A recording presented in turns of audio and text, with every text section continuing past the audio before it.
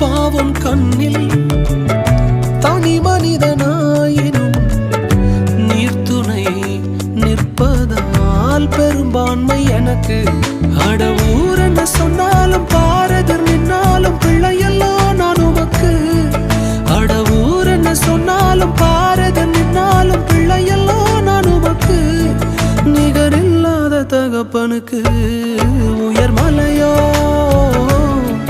சமவெளியோ இரண்டிலும் நீரே என் தேவன். உயர் மலையோ சமவெளியோ